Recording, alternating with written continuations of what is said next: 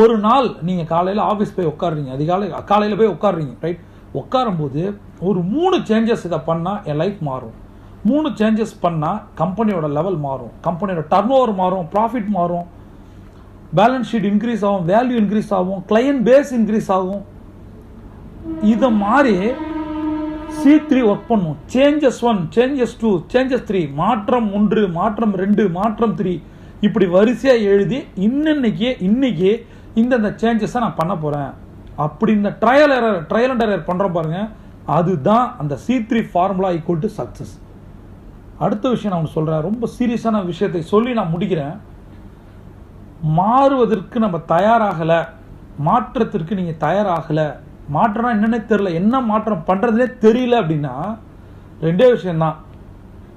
ஒன்று, மாற்றம் பண்ண தெரியல, மாற முடியல, மாறுறதுக்கு என்ன பண்ணும்,